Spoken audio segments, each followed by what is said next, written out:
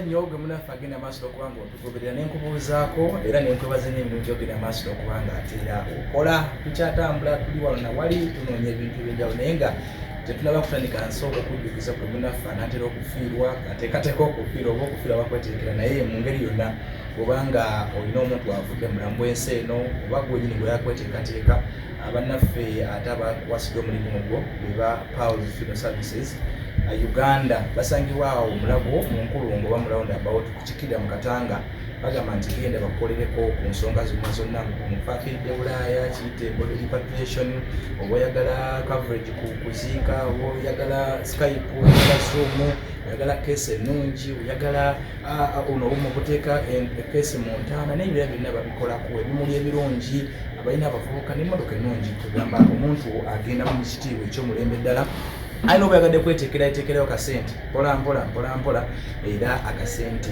oba ofudde bubasobola okugattagatta akasente ako ne baba nga bakuziikira omuntu obulungi sinakiri naye wenyini baba nga bakuziika bulungi basangibwa Mulago awo ku nkulungo okukkirira mu Katanga ewali offices za Pulse Funeral Services oba ekiruddo opposite eddwaliro ery'ekiruddo nawe era oba ogenzeewo osobola okubasisinkana ne bakolera ku nsonga z'okuwerekera omugenzi mu kitiibwa mu ngeri emu era tugenda tandika n'okutambula ne bannaffe aba Jolpal bangambye nti bagadde nnyo services zaffe Jolpal na property and real estates consultant bagambye nti bagala batambule naffe era okusinga kubalabye services zaffe bano nno bantu battaka naye ebisinga ku bonja bibanyumiza nga bamaze okujja mu ndagaano naffe naye nga tugenda kubanaffe abo aba Jolpal bali bennyini abasooka ddala bennyini abamanyi abakwasira omulimu ogwo gw'okuteekateeka ebibuga bya munfunampola bannaffe abo aba Jolpal ejja kuba buli ebibakwatako yenze muzzukulu wa Kisolo Martin Kimbo wakwagaliza byenjagaliza era nkubuuzaako ona gy'osinzidde olwaleero nno tuli eno bawano bayitawo batya tulina Teete ndowooza gyesanze mwagala w'abangi serebuwa munamagoye ow'enjawulo lwaki weta namagoye ow'enjawulo kubanga ndi wanjawulo bonna baba bannamagoye ki kikubula ow'enjawulo nze ndi namagoye ow'enjawulo kati oli anoonya enjawulo yange weerinze yenze nina Kaliika ndi omu bwati Paulo Kaliika namagoye ow'enjawulo namagoye ow'enjawulo then namagoye nze kaasonga bwe nti mukyala n'afuna olubuto ayabe kate kutiisatiisa ate kati nnimbye olina abaana bameka ab'omukulu abaana bo lwakuba nti abakazi abamu bawa ssente embuto ne bazijjamu sinnafuna busobozi kukuumirawo bakazi bambuto soko owuze ku balabi ba Kimbo wa Updates abalabi ba Kimbo wa Updates muli mutyaba Kyali muli mutyaba Amazale mwenna bannegu baddogo ba Site oba oli mukaalo leero nange mbasazeeko era nyina ekitiibwa okubanga bankyazizza Kimbo wa Updates nze Paulo Kaliika namagoye ow'enjawulo Paulo Kaliika owangalirawo mpangalira Busega Makindye n'Ematugga n'ebifo bisatu eyo yonna olinayo abakyala nina omukyala omu wa Mpeta yeno kati gana amaka gamala obumulya buwumulizi naye yonna abeerayo twegazaanyize waffe kati musala obusazi katugendeko Nateete katugendeko Busega tugendeko Makindye oba tugendeko Ematugga Kaliika olina abaana bataano abava mu ntumba ez'oba n'ababaganda bonna abange nga nze mbezaalidde gwo bezaalidde yes ozaalibwawo ozaalibwa eyo Komansimbi saza ly'e Buddu Komansimbi kyalo Kayanja Komansimbi n'osomako nasomako lwakuba si nnyo naye nasoma nnyo omugigi katikisimu matirimunyu n'otikkirwa mu kubatizibwa nabisoma ebbanga erisinga olimaze Kampala olimaze mu kyalo erisinga obungi eddene nnyo sejjukira nako kuba mu kyalo njakubuuza ekibuuzo nti obadde ebukomansimbi eyo gamba walabayo ddi kubanze kugenda ebukomansimbi nali ngenze kuziika lwakuba kati ngenda genda yenna watandika ddi okulaba ebukomansimbi natandika okulaba ebukomansimbi nga nyina emyaka nga 12 obulamu bwali bwa mu kibuga bwali bwa mu kibuga abazadde baliko bazadde bange bonna tewali aliwo bambi taata yafa dda n'omwaka nga gumu maama naye yafa naye yali tannafa yandeka waffe akati saabeetegerezaako wadde mbalabidde mu bifaananyi ani akukozesa okubeera jajjange nkulidde ku jjajjange omukyala azaala taata ne bassenga ne bataata bato nga bakwagala olw'ekikula ky'oba nga bakusosolamu. Tebansosola wadde era omukwano gwe bampa si mubi n'akatono era wewewa abaana abalala. Yes. Mu kika kye nnyo bannamagoye abalamu nemanyi bwomu lwakuba baŋŋamba mbu waaliyo naye ze saabalaba. Ekika kiba kinene oba oliawo olibalaba. Mu baana b'ozadde Kaliika olinamu namagoye? Era gwe njagala bwe naamala omuzaala nga ndekeraawo okuzaala. Namagoye omwagala? Nnyo nnyo nnyo nnyo. Oyagala ng'omu nga babiri nga bameka? Ne bwe nzaala abaana 6 bonna lumu nga namagoye. Tokinaako tabule? Sifaayo. Okay. So ova ewa jjajja ogambye jjajja we yali wa mu kibuga muno? Jjajja ng'abeera Busega. Bw'obadde ebbanga ly'okuvubuka ng'obuvubuka bwotyo? Mbadde wa jjajja Busega ne ŋŋendako ewa ssenge Namasube eyo bwentyo nali mulenzi mulalu nnyo nga sibeera wamu. Kozi ozaalibwa mwaka ki? Nzaalibwa 88 10 October. Badde mayogera kubeera abakyala awo naabuzaabuzawo awo. So kati nga Kaliika kuba nga tetunaba kutuuka mu music kuba nkumanyidde nnyo mu music, mirimu ki gye watandikirako okukola? Kuyimba. Obadde muyimbi olala? Okuva nga nyina emyaka 6 egy'obukulu ndi muyimbi. Toyinayo mulimu mulala? No. Emirimu emirala gye nnyina ngitaddewo buteesi naye nga kuyimba kwe kuginteesezaawo ekisinzo ngikolamu. Kitegedde ekyo naye ngamba nti gwe ng'ogyenyigiramu okuba kutunda kino ng'otunda kiri okuba kola kino ebyo tobaddewe tobigenda nnyo. Atulaba tulina mukwano gaffe ono ye Paulo Kaliika, musajja muyimbi naye nga bw'oba engeri gy'azakolamu ebintu bye esanyusa. Oba abantu abamu bamugoberera, nze mbadde mumaze akaseera nga mugoberera ebintu ebyakola bisanyusa. Alina akantu ayagala nnyo okubikula kyokolo. Awo tugenda kutuukawo atuwulira lwaki ayagala nnyo okubikula kyokolo. Kaliika, yes, amaka gatambuza otya omukyala n'abaana? Wafuna otya Kaliika? Wafuna otya mukyala wo? Wafuna kusoma z'omukukwana? Mukyala wange namukwana mu nkwana yange akabanga kawirako nakafuna kaana akatola kuba bakadde baako tebansiba olw'ebiseera ebyo nalina emyaka 20 y'obukulu ali kato kaali myaka nga 15 kati netukkiriziganya byasooka byali byakwekweka kutukukutu nebimala nebimanyika nebaawo naye byonna nembimaliriza era nekanyanjula ewaabwe bulungi. Wakola mukolo gwange bulungi nnyo nengattibwa kati wange mbutongole musibirako n'omuntu. Tewafuna okusomozebwa okwo nga tulaba nti no okuba ekikula ky'ekyoba namagoye omuntu ayinza okuzaala wamu naddala abawala. Yali akwagalanga akulaba ng'omuzungu oba yakimanya nti ndi namagoye ate mukyala wange oyo kyova olaba mwagala nnyo yanjagala tawali kyanjagalako kubanga biseera bye namukwaniramu naliyala maani ng'okuba n'emitwalo 5 mu nsawo nga kiba kizibu nnyo era yanjagala. Nali biseera ebyo nsula Makindye waggulu ku Messi nali mpangisa kaalumu kange nalina ekitanda kimu n'akafalisa akatajyako ebitandika omuvubuka ne kalendi akamakula oba obutegeero n'amawulire ku bisenge. Amawulire ku bisenge tegaaliko nze nno saagalina. So omuleeta mukalumuko? Leeta mukalumumu kange teyeekanga teyatya namu ekitegeeza yali akimanyi nti ajja wayala maani. So byonna mugenzi okukulaakulana nga muli bwababiri? Tubadde babiri. Abaana mbazadde muli babiri bwe saawa zino kati muli baana 5. Okyanoonya namagoye olyoka owummule oba ogenda kuzaala paka? Asijja kuzaala paka. Nina bajeti y'abaana. Namagoye bw'anaabula nentuuka ku kkomo lyange eryesigenda kwogera onokiwunzika. Abantu bakulaba nnyo ng'oyimba ennyimba naddala ez'omugenzi Paulo Kafeero. Ekyo wakijjawa ekyokuyimba omwagala nnyo?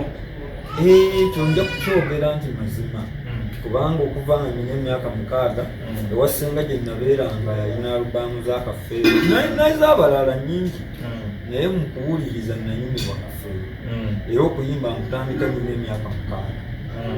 nagenda nali nesenga mu katale Namasuba awo twali tugula myera nenyimbamu akayimba kange mpola mpola bakayita Kiwenenya amazina. Omusajja atunda amatooke n'angamba mwana gwe ng'oyimba bulungi ddamu nnyimbiremu n'eŋŋaana nampa 10 n'eŋŋaana senga n'angamba omusajja muyimbiremu.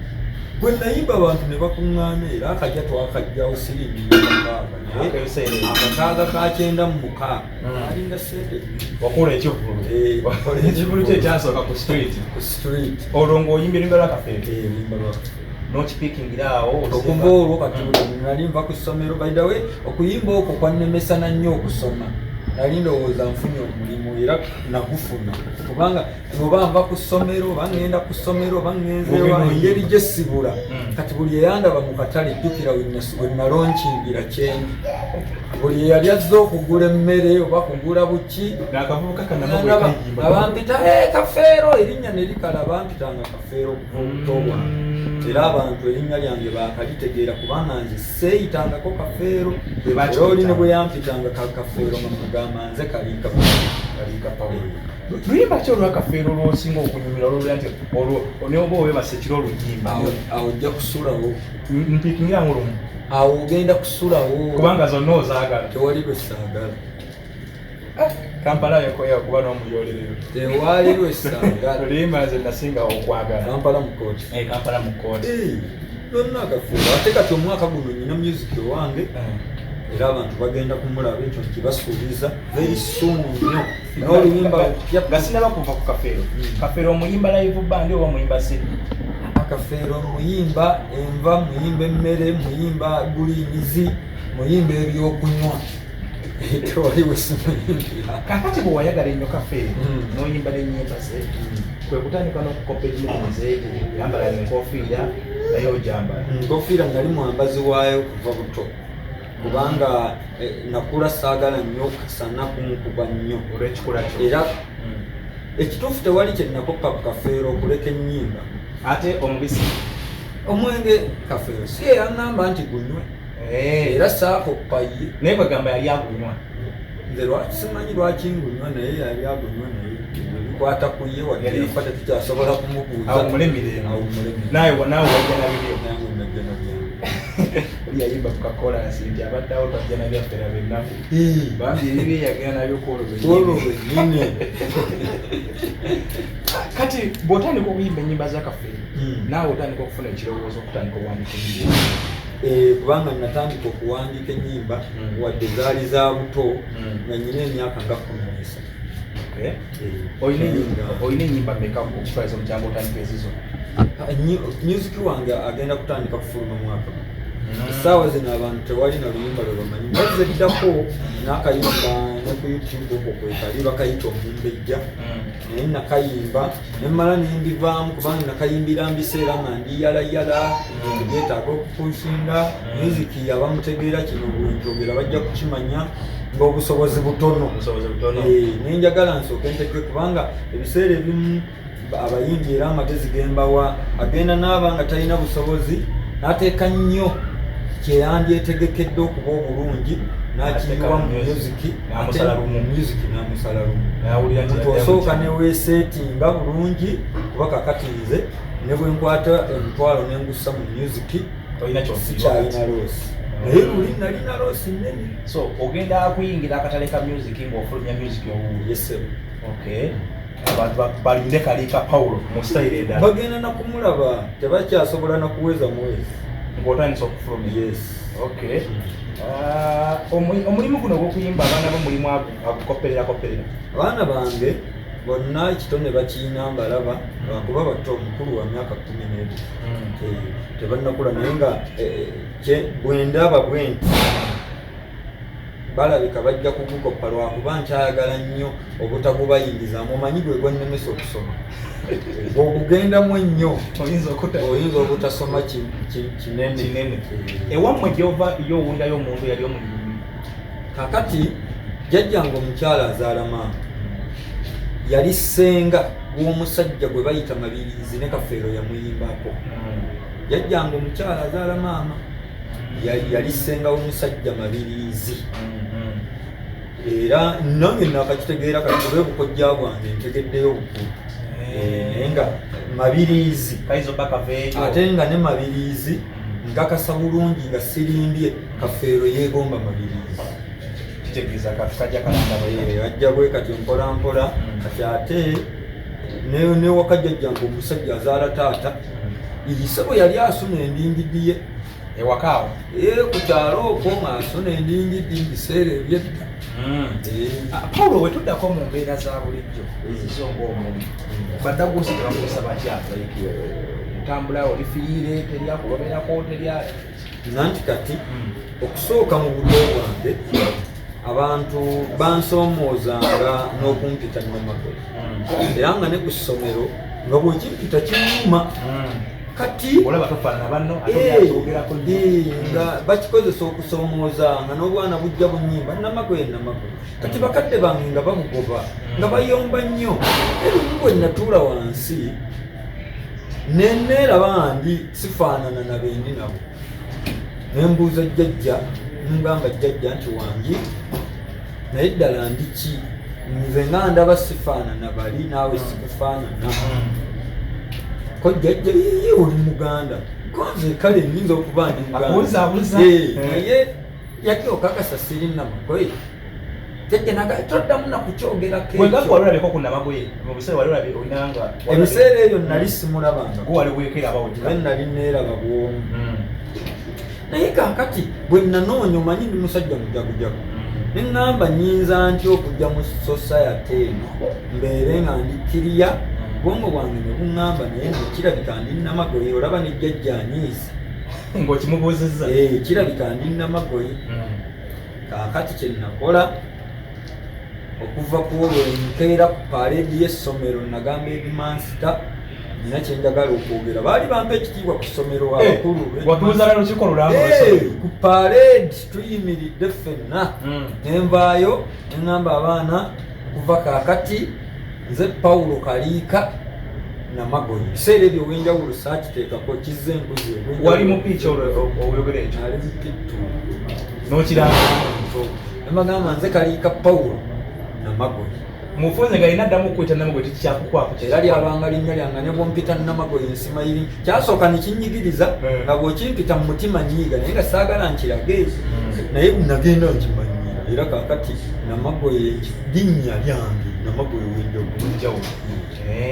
Mu mbeera zino ez'ebyobulamu tekikukosaamu batulaba abamu temugera mu musana waliwo ebizigo biwetaaga okuba nabyo ate akasente oluusi nako kakekuttemu kaakati ekituufu omusana mubi nnyo eriffe era ebiseera bino ebizigo nze birina obusobozi obubifuna naye waliwo bannaffe abatabifuna nga mukama yakuuma kuba nange mukama yankuuma kuba okuva obuto saabiina nga simanyi na bimanya nga simanyi na kumanya nti omusana bulabeebwa kubanga nze gwe nazanyirangamu nali wafujjo nnyo nga mbeera mu masana toyinza nakungobamu naye mukama wabaawo byakuuma bw'abanga alina kyeyeetaaga mu muntu ndowooza okutuukiriza amagenga katonda yankuuma nesifuna skin cancer kuba ye omusana bayidawo siffe ffekka eka babeere bazungu abo mwe mwekka abantu beyawa kale enzirugavu mukama ndowooza mmwe mbe yatonda mu nsi ezirina okubaamu omusana kubanga n'abazungu bennyininyini abo boolaba kuba ebizigo tebakola byabannamagoye ebizigo twesiiga ku byabazungu ebiziyiza enjuba ery'okututuukako ddayire kuba nabo so naye tulabyeko bannamagoye ku Bulaaya actually ndowooza era nekyo kyakwesiime era ndowooza eri abantu aboogerera bannamagoye oluusi okyogeza butamanyi kubanga tubeeko bannamagoye abali successful nnyo buno Guy asamba omupiira waliwo Dibrayina waliwo Poscos bonna bannamagoye nga bamaanyi nnyo ne mu Uganda tunamu ow'enjawulo namagoye w'enjawulo ndi wagole Paulo Kaliika mukwano gwammwe musajja munnabya music nnyo ng'ogyeko music ekirala byotekamu sente kakati ebirala byenteekamu sente zange nina oba ebbala byentandise gyenatandikawo ewaffe eyo matuggasaayo eyo muzayoni estate nateekawo ne kapuca akanyindondaalo naye ebyo mbitandika mu covid tusomeseza ekyokukola kati ndi musajja mulunzeera ogyetuulira mu bizinesi zo oba mulimu abaana bakola? Nze omulimu gwange ndi muyimbi. Obeera mu kuyimba ebisigadde ebyoluyingiza buyingiza bitambula. Okay. Alright, ye Paul Kaliika namagoye owenjawulo. Yes. Omuyimbi ate omukozi wa bizinesi ez'enjawulo. Ogenda ku bivulu bulungi nnyo. Kati omuntu akusaba kugula atya? Anti kakati biva mu kuteesa. Okusooka sinnafuna manager era bwe nnaamufuna nja kumubagamba nze manager wange essaawa zino naye ebivulu mbigenda akunoonya alaba talina mulala amuntuusa ku nzi naye ebivulu mbikola. Tewali we siyimbira nze mbaga pate kwanjula graduation mukyala wajja mu lubuto wafiiriddwa mpulidde olanga abaziisi nyimba ku buli mukolo gwonna kuba nnyina buli luyimba olujja ku buli mukolo. Nze sisosola ninga boda twala engizi ekomyawo anje. So mwonna abali eyo nga mwagala omukozesa waali for entertainment ekyo nakyo kiplus kuye kubanga olina akabaala oyagala oyagala mwenge gulizisa ku bbeeyi omuntu naja nakikubamu awo bulungi nnyo. Oba olina embaga bako bagenda simanyi kujja oyagala okusanyusaamu awo abako asobola okuyimba. Tewali kye sisobola kuyimbako ne bw'oba ogobye mukazi wo oyagala kukola mbaga ekapati abadde akugalabikira bubi nze nnyimba. Ne bw'obanga omaze osasula fiizi z'abaana zibadde zikwetimbi ne bw'oba onyiize bunyiizi n'oŋŋamba nyimbira nseko nnyimba era ojja n'oyimba bulungi. Kale toyanzege ye munaffe Paulo Kaliika gwe tubadde nayo nakola naye nga abantu b'enansana mbagamba nansana kyewa malaganda kabumbi simenki eriya zonna ezisigadde awo ng'onoonyawo okusanyukirako tugenda mu Christmas tugenda mu lunaku nkulu onoonya awantu wogenda otekeka ssente kootuulaawo onyumirwe olina akantu kokolakola genda ku taxi club awo enansana okulinananga poliisi ayo wamuzeeyi taxi agambye nti ekimya kireese yeteekeddetteekedde ennaku enkulu. Oba gwolemeddwe taxi club enansana genda taxi club weyogerere ng'olinnyannya wototuuke mu tawuni weyogerere nawe waliwo taxi club awo kati mwaba saidi zeeyo weyogerere setakireka bbanda kirinnya kinsawo buto n'ebirala nomugende ku taxi club weyogerere namwe mugende maaso okubanga ate musanyuka. Kati akasembe okola tugamba Kaliika? Akasembeyo ke ŋŋamba abantu balindirira akayimba ka namagoye ow'enjawulo bakayita ow'effitina taliraani tukubiremu kapera bakubiremu akapera omuntu ow'effitina taliraanika batukoze ebingi ebitukkira emikwano tofitina munno olwakuba akusinga alibeera omwavu ne bw'oligula ejjembe olimba. Kamala tukalinde ddala kajja very soon okutandika n'ogw'ekkumi kagenda kuba mu po. Ogenda kusinga kuyimba ku bantu, kusinga kuyimba ku mukwano, kusinga kuyimba ku mirimu, kusinga ku kiki kyogenda okusimba kenyesi. Balate buli omu kyagala akirindirire. Buli majja kubanga kasita ntandika okufulumya music. By the way engeri gye nnyina ennyimba ennyingi bambi natandika okuwandika nga nnyina emyaka 10 kati ennyimba nnyina nnyingi ate saagala nfe ng'endala zikyaliyo ze nayiye. Ennyimba ngenda kuziba wanga zakumukumu myezi 3 lulala bwe tunaatuukira mu 2024 gakuba mpeza ennyimba 50. Toyanza nze muzukulu wa Kisolomati Nchimba mbagereza kawuleza.